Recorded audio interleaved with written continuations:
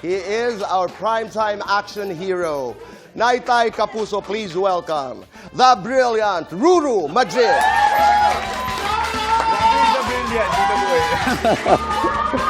Walang katapusan. Brilliant, ang brilliant, ang brilliant. Oh, yes. Please, Ruru. Maraming salamat.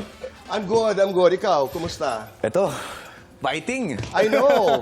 Merong Lolong 2 next year. Yes. Merong Green Bones. Ang dami na yung ginagawa. Paano ka nakakahanap ng panahon para sa'yo? Wow. Well, Hirap?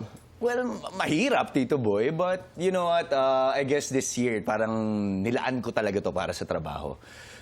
Hindi po kasi, you know, not all the time mabibigyan ka ng ganitong klaseng oportunidad na magkakaroon ka ng ganito karaming projects or tuloy-tuloy na projects. So, ang tagal kong hinintay ito eh. So, it's all worth it. So, sabi ko, this year, ito muna yung pagtutuunan ko talaga ng pansin.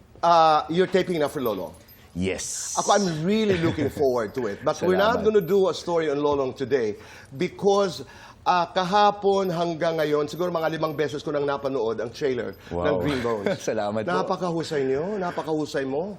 Salamat, Tito Totoo, Boy. you really, yung brilliant po, alam ko minsan ginagamit natin ang, hindi naman sa hindi mini-mean. Yeah. But, you're brilliant. Dennis Chilio is brilliant. Yes, sobra. Pero pag-usapan natin, ano ba ang Green Bones? Para lamang maintindihan namin. Well, ang Green Bones po, meron tayong kasabihan, Tito Boy, na pagka daw po kinremate ang isang tao at nakahanap ng kulay berdeng buto sa kanyang mga abo, ibig sabihin, naging mabuting tao yun.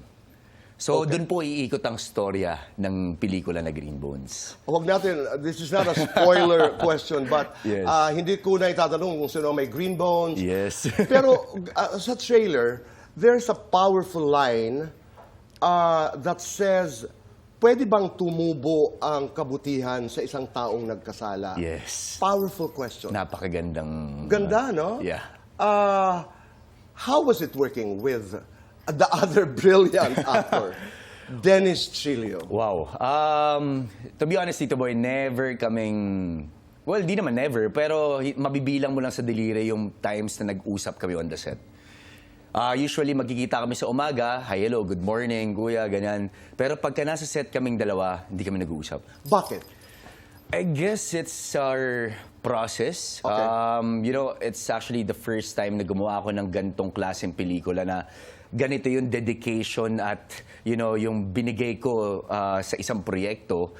Kasi parang the whole time na nasa set ako, nagbe-meditate ako. Kasi mas gusto ko mas maging present ako sa eksena because karamihan ng mga eksena ko, hindi ako nagsasalita. Parang it's all nuance.